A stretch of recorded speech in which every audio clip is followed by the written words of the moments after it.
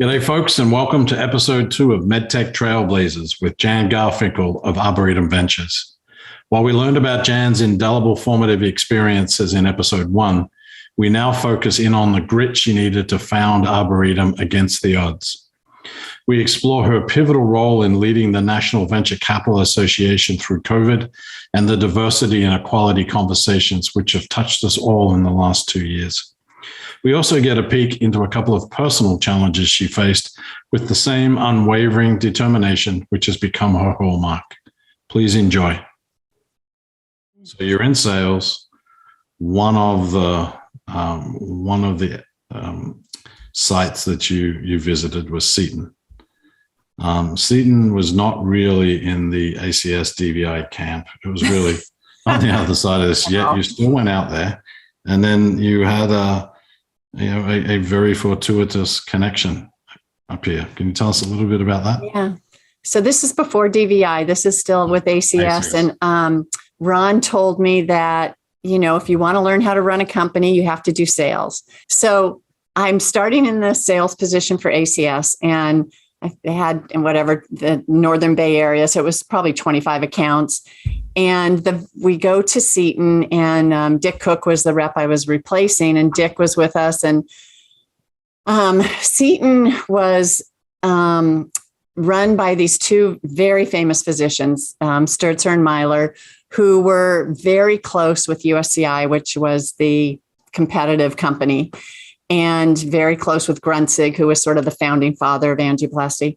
And they had 3 fellows. And when I would go there, they wouldn't even talk to me. I was a peon. I was just a nothing.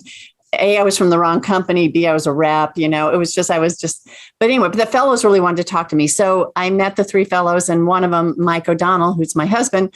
Mike said to Dick, well, who is that you're bringing around? He goes, oh, this is going to be the new rep. And he's like, oh, well, does she have a boyfriend? He's like, I don't know. Go ask her, So anyway, so Mike and I dated long distance for 2 years. So he moves back. We get married. He goes back to Seton. Mike came to me and he just said, Jan, I am just so unhappy here. I'm going to have to look for something else. And I said, okay, anywhere in the Bay Area or Seattle. And he found Ann Arbor, Michigan. And so we moved there around the same time as the IPO of Guidant.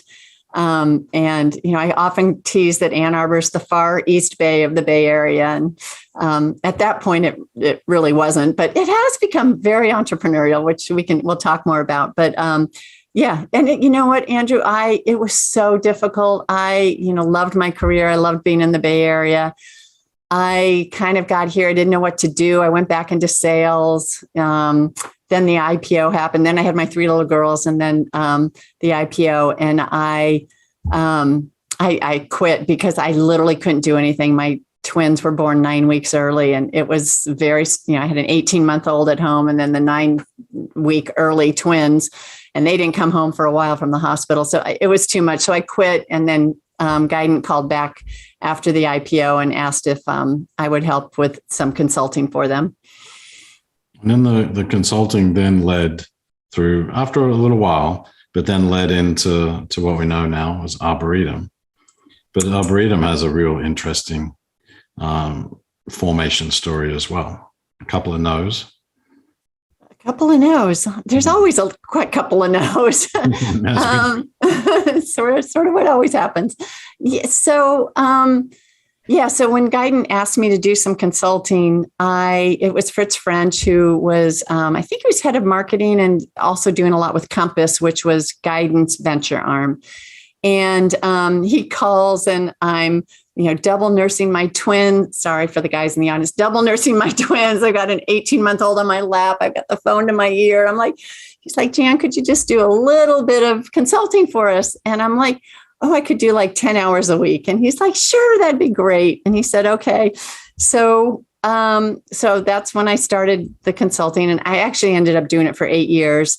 And then the state of Michigan was really being very progressive with the tobacco settlement. I think it was $70 million that we're getting for the tobacco settlement. And let's create a whole new industry on healthcare.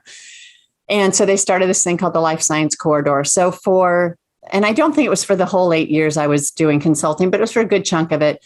And so they were giving grants and loans to new startups that would be focused in the healthcare space. And so I love helping early stage healthcare companies. So half of my business was always helping Guidant, and then half was sort of taking on a new healthcare startup roughly every 6 months or so. And there were 2 local venture funds that were here.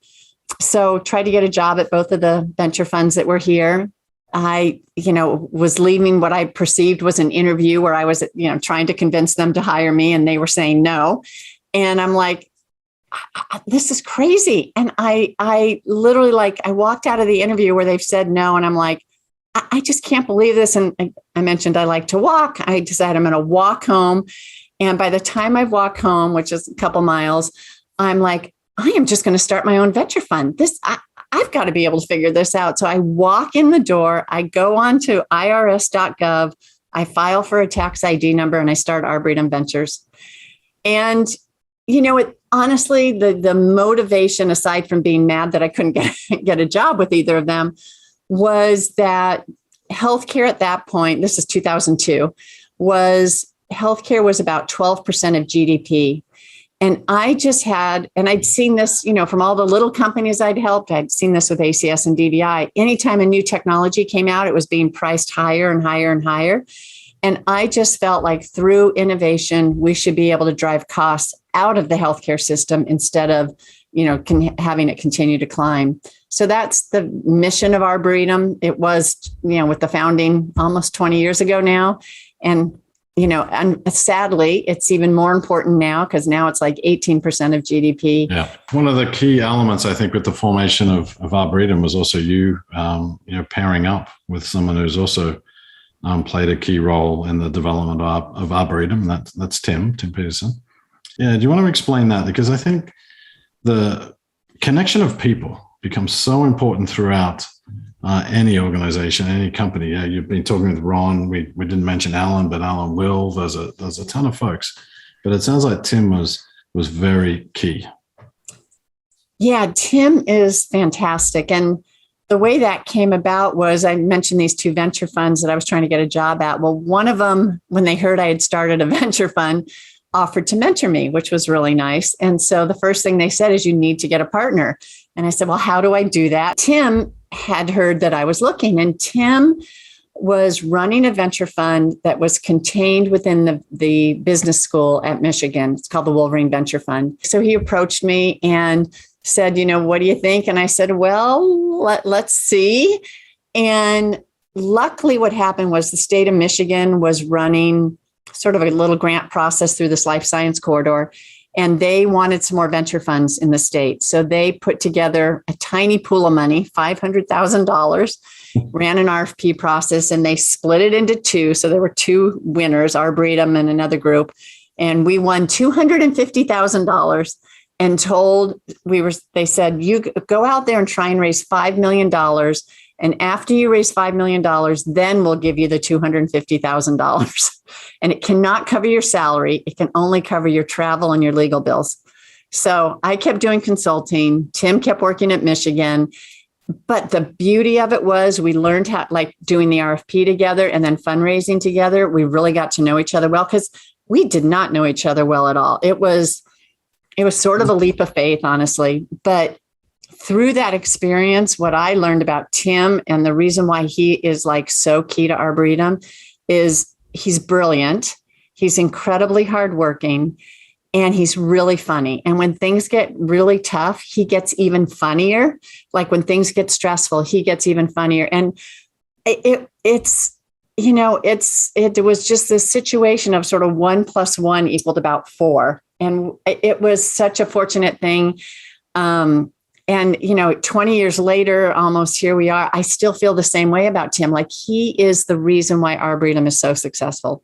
He has this way of asking questions when we're in difficult situations and expressing his thoughts that sometimes are very contrarian to what the rest of the group think is doing, but it helps us all think about it in a way that brings out sort of a different perspective that helps us make a better decision. And he really is the reason why Arboretum's so successful. I mean, I think it's one of those things where two people are like meant to work together for 20 years and like not kill each other. I mean, like a lot of venture funds blow up and, personalities get in the way, I don't know, differences of opinion. And we haven't had that. I think that's the point I was trying to get at. Again, it goes back to something we said earlier, or how important in decision-making, how important the the relationships are. And so I think that's what I was trying to reflect there. There was also, so let's go back. So the first fund was how much? Well, our first close on our first fund was $6 million. Mm-hmm. And then we got the 250,000. But the first fund we say is 25 million, but it's really a main fund and a sidecar fund. Yeah. But anyway, 25 million. And then where are you now? How many funds later and how much money raised? We're on our fifth fund, which is 250 million, and we've raised 700 million total. Yeah. And how many investments is that? Sorry, just testing you here. Yeah, I think it's close to 60. Yeah. And you're on a bit of a run right now. It sounds, you've got a lot. Yeah, we've done 5 new ones this year, which is a lot for us, but it's probably going to be Arboretum's best year we've ever had, knock on wood. Well, I think, and also in the setting of COVID, right? It's a remarkable, again, another remarkable achievement. So thank you and congratulations. We love the fact that you're supporting the early medtech ecosystem here. It's what we love to do.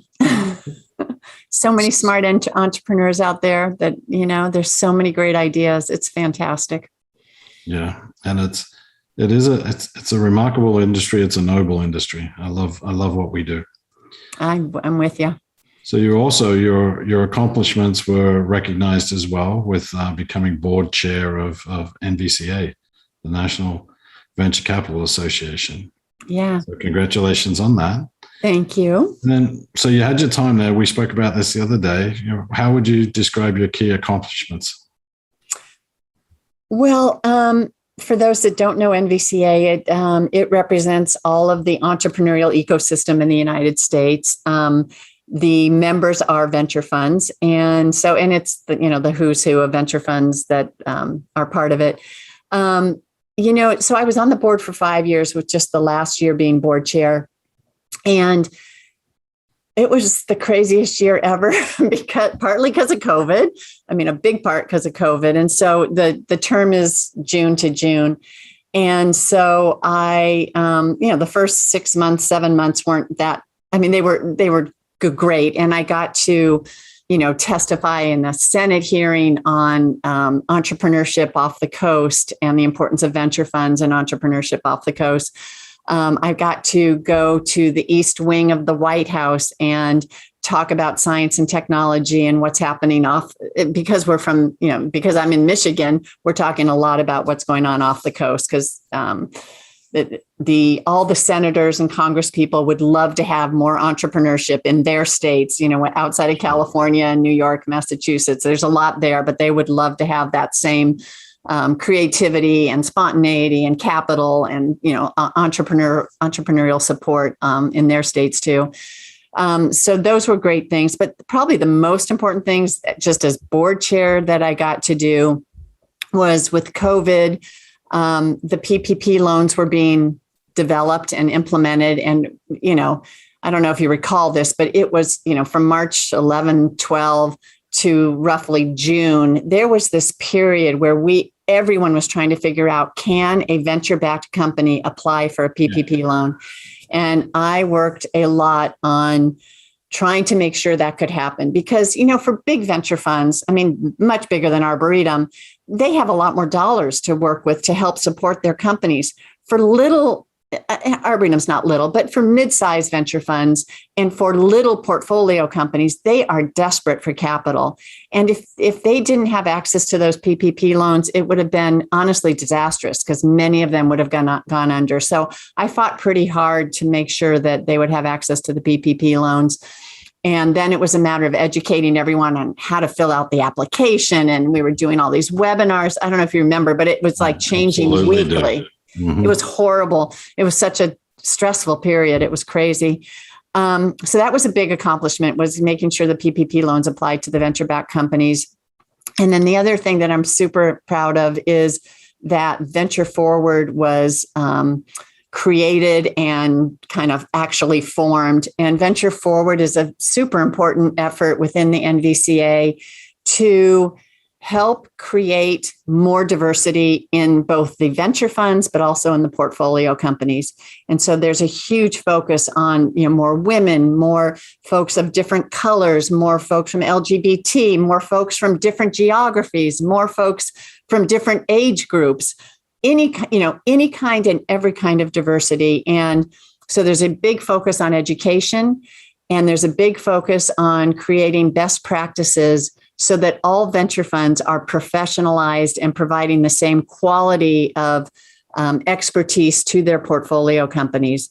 So there's a lot wrapped into that. It's, NVCA is a great organization. It's a small staff, but led by Bobby Franklin, who's fantastic. And then, there's a big focus on policy and working with the legislators to make sure that any new bills that come out don't negatively impact the entrepreneurship community, in total. Yeah. And that's a big focus right now with the new infrastructure bill.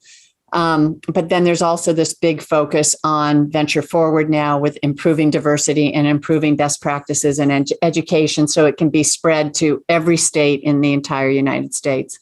How's that going to be measured? What are the metrics you're going to be using? So Venture Forward actually on an annual basis works with Deloitte for what's called the Human Capital Survey. So they're actually calculating the number of women and minorities and low socioeconomic backgrounds or age differences or geography, whatever it is. They're calculating all of that with Deloitte through different surveys that all the venture funds figured out.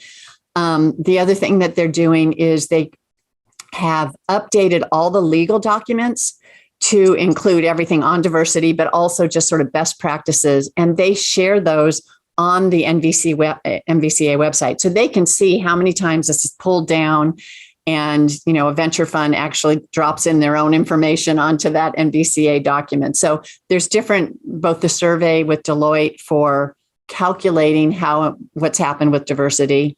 And by the way, and this is a little sidetracked here, I'm Andrew, but one big question mark I would say that still remains is, do venture funds with diverse investment teams perform better than those that don't? It's really hard to get the answer to that. Stanford has tried to work on this. A few other schools have tried to work on this. NVCA has, Deloitte has, PitchBook has. A lot of the data is very disparate. Venture funds report data differently, but it would be great if we could really try and understand that. I think there's a common belief that having diverse opinions and diverse thoughts at a decision-making table will make a better decision. That group will, at its core, make a better decision. It's hard to see so far if the numbers bear that out as far as returns to the investors, meaning to the from the venture fund side. It's going to take a while. Unfortunately, that's a long-term impact, and it would be interesting to tease out. I think that conventional wisdom is, as you described. We all, well, not all, but most of us believe that diverse discussion, a discussion from a diverse group will provide a better outcome. But there's also the few individuals that drive some of these venture firms who have a unique vision, a unique understanding. And so that's going to be a hard one to tease out. So we'll see. It is. Well, and I think now that we're getting more people, it's going to take a while because, up until now, I think it was like 9% of investment professionals were women, at the senior level. Actually making decisions.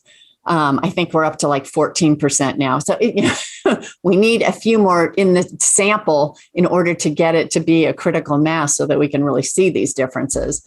And that's going to take a little time. Relatively, that's a huge change. Absolutely. It's not, right? So we've still got a long way to go.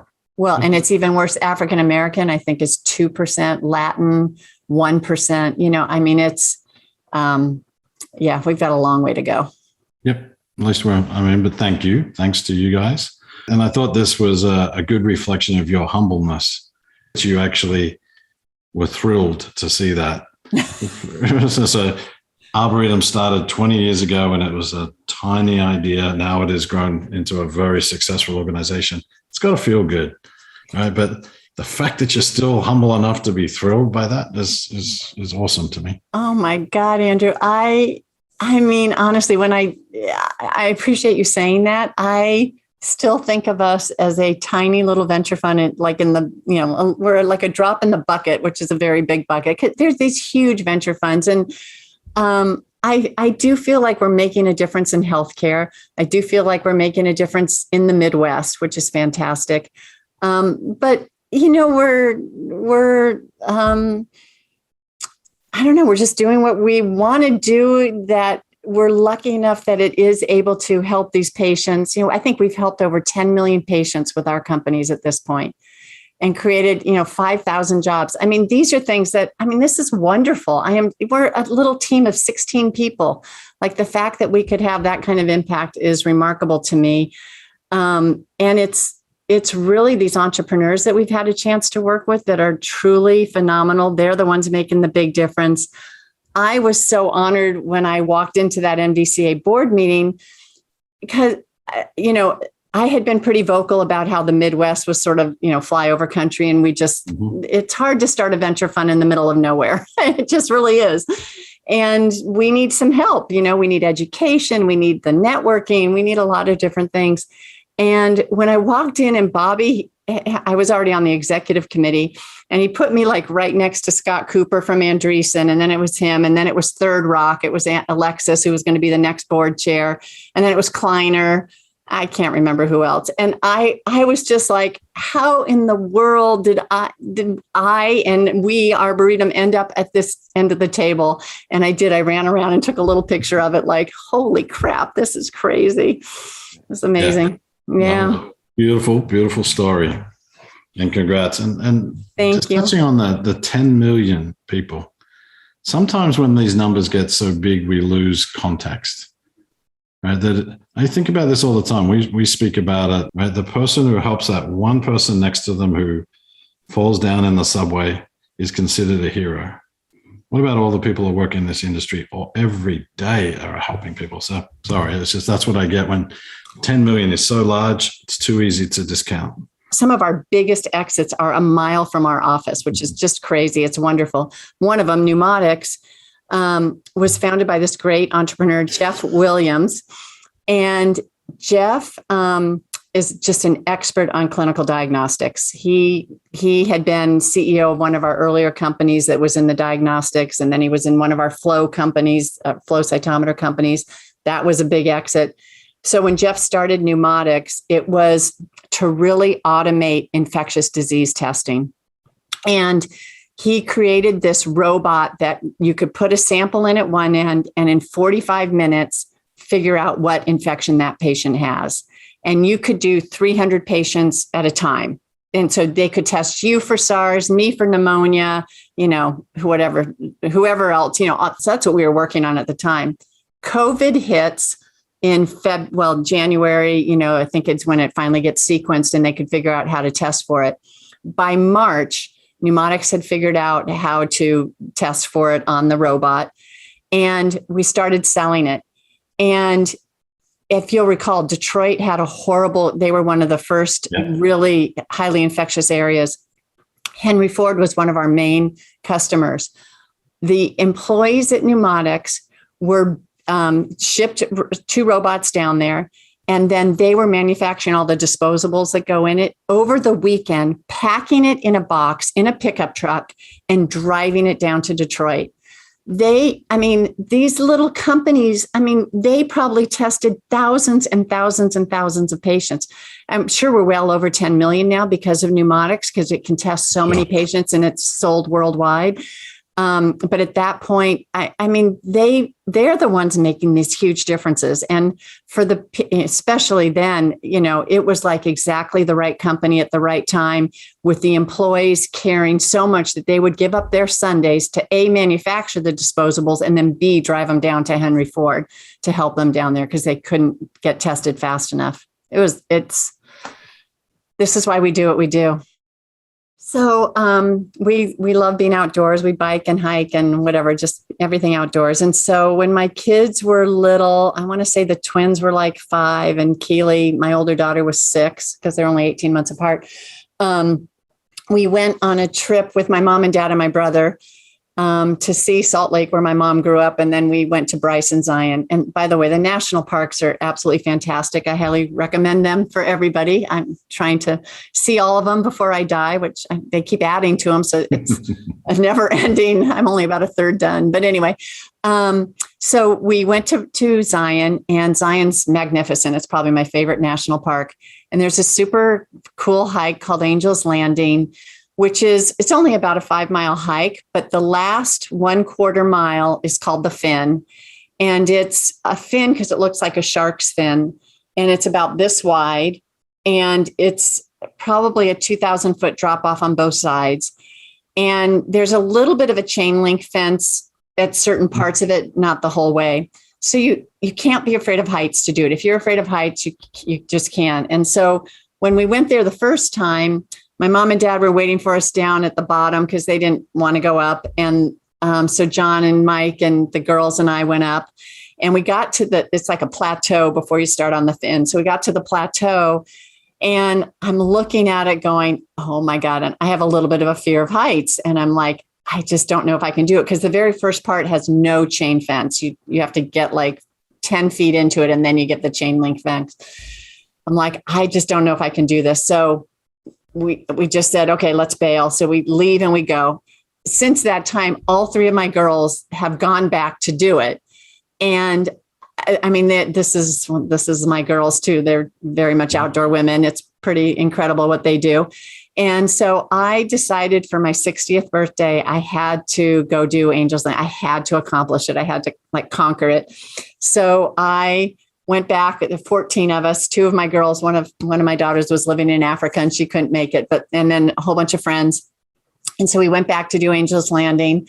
And when we got to the plateau, part of the group decided not to do it, but the rest of us, I've got to send you that picture, by the way.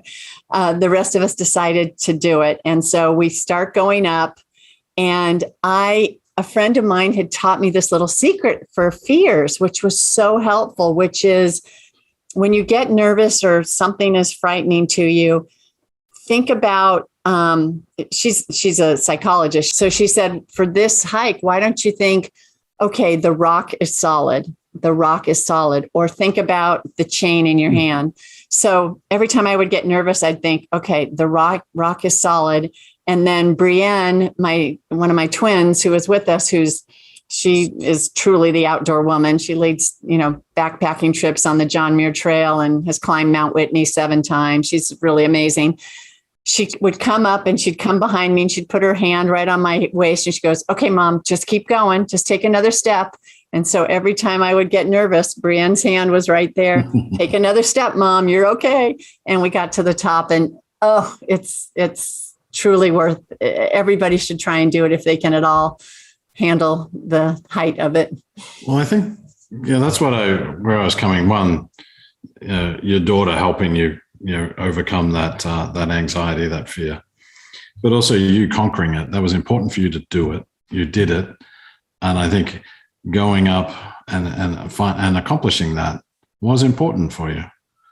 It was. So I think to me, it was a very telling story of, most people would have said, okay, enough, and not bothered. You had to get it done, so that you're driven, and that's very clear too. All right. It's been a long, long conversation. Yeah. Love it. But I want you to give you the chance to leave folks with a bit of wisdom. If you were starting out in this career, what would you like to pass on to them? I think part of it depends what your end goal is. If your end goal is to be in venture or to be in a senior role in a medical device company, I think it's really important to kind of go back to the core of learning how a product goes from concept all the way through to a sale.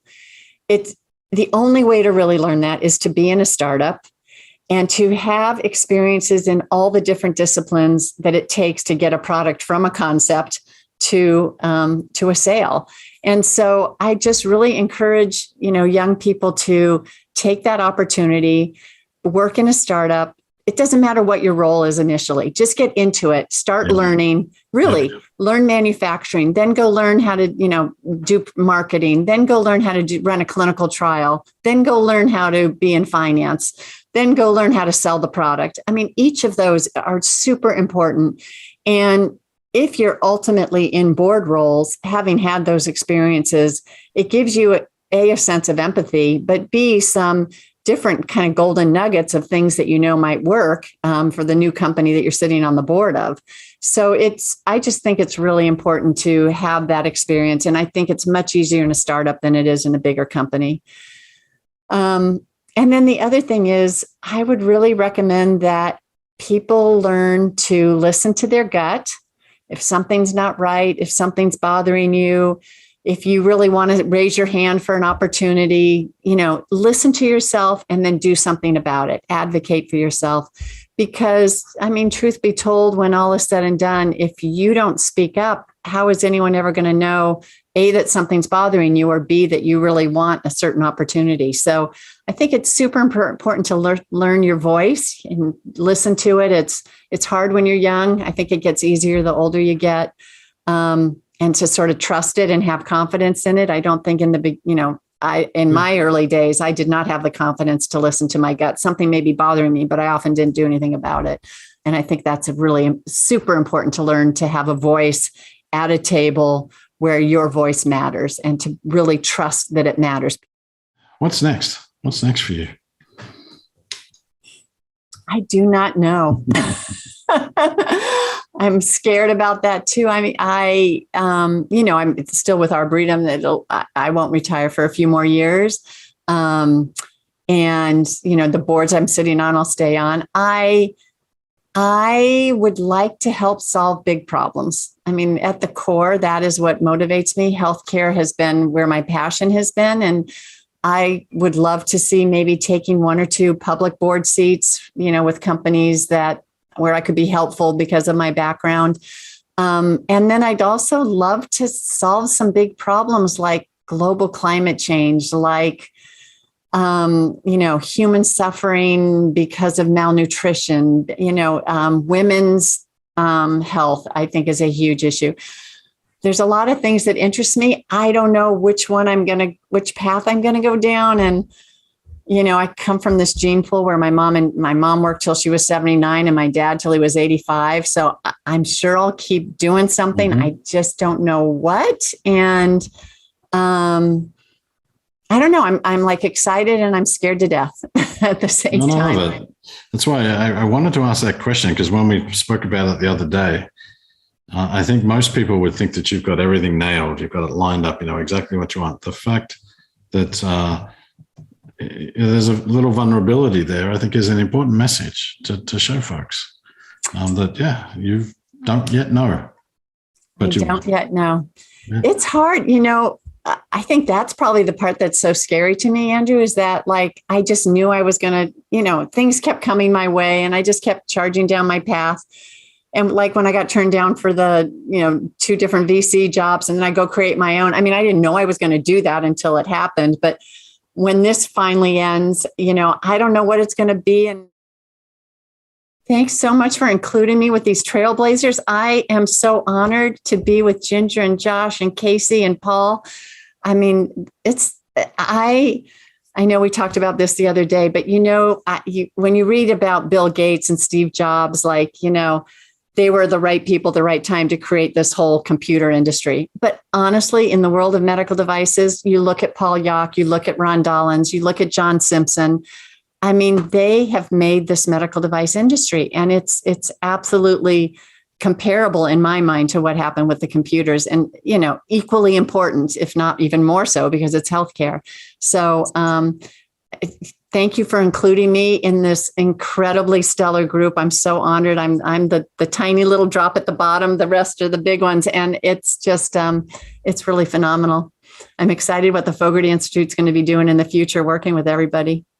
So are we. But as we've all heard today, you're not a small part of this. You're a very large part and a true trailblazer. So thank you. Thank you, Andrew. It was my pleasure. Thank you for joining us on Medtech Trailblazers. We hope you enjoyed getting to know Jan Garfinkle and walk away just a little more appreciative of the impact she has had on our industry, taking medtech innovation well beyond the two coasts. As always, we hope you will share it with your colleagues on social media or otherwise. I want to leave you with my usual parting thoughts from Hannibal of Carthage that should resonate with all of us trying to make a true difference. I will either find a way or make one. Cheers.